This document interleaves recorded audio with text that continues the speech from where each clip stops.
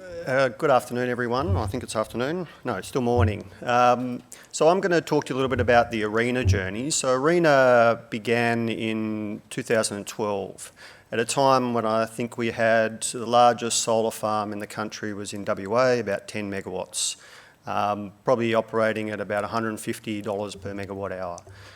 It decided we needed more large-scale solar and supported a large-scale solar program. So by 2015, when we were evaluating projects at that time, we thought we'd get projects around the $150 per megawatt mark, and we knew that we had to capacity build in Australia like we were seeing in Europe and California around large-scale solar. So ARENA put forward $90 million. It untapped about $1 billion worth of solar, and we got about $135 per megawatt hour as our long-run marginal cost for those solar farms. Flash forward to today, we're at about sub $50 a megawatt hour for solar, into the 40s. Some projects are being talked about. So in the space of 4 or 5 years, we've come down to 25% of where we were and increased by gigawatts worth of renewables.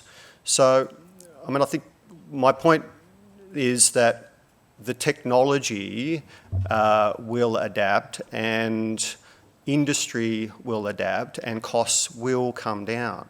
So when I began back at ARENA about 18 months ago, I was given the responsibility of looking at the DER portfolio.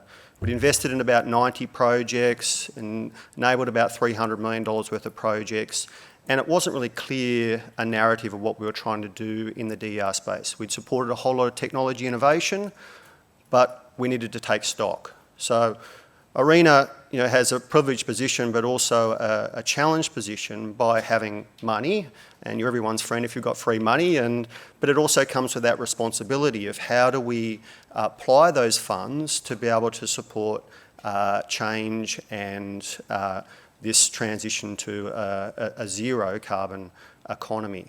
And what we did at that time is we took stock. We said, okay, we've got about $300 million to spend. Our time is running out, and what do we need to do? We've got a couple of decisions we could make. Do we repeat the past and do another review? And it's interesting. We're on the eve of hearing another technology roadmap today. So that's one option we could have had. We could have put our head down and be very transaction focused and just funded as much as we could, or we could have taken stock and said, look, we potentially could be creating a legacy problem for the future unless we take stock and start to deal with the more challenging, risky things that are facing the sector. So that's what we did. We tried to co-design what are those challenges, and we tried to bring a cohort of cross-section of industry groups, market bodies, regulators together with consumers to say, look, we've got some challenges here, and that is integrating the 2.3, 2.5 gigawatts per annum and growing of DER.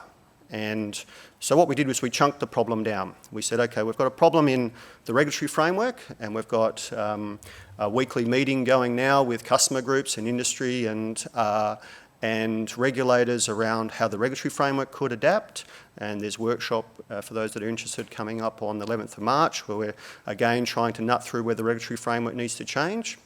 We said we've got a communications challenge. How do we communicate with these millions, if not billions of devices going forward? And so we need to define how we make sure that's cyber secure and that we've communicated well, and we've got that connectivity and not creating those legacies.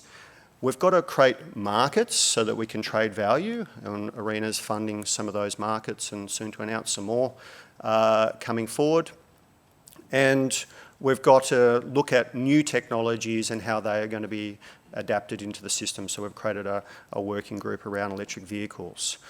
And we came into this whole distributed energy integration program without any answers, just saying we've got to collaborate to try and work through how we're going to integrate technology, which despite ARENA funding or whatever policymakers want to do, will continue to come into the system. And I think us as stewards, whether we're customers or industry people, have the responsibility of being able to integrate that so that we're not creating those legacies of the future.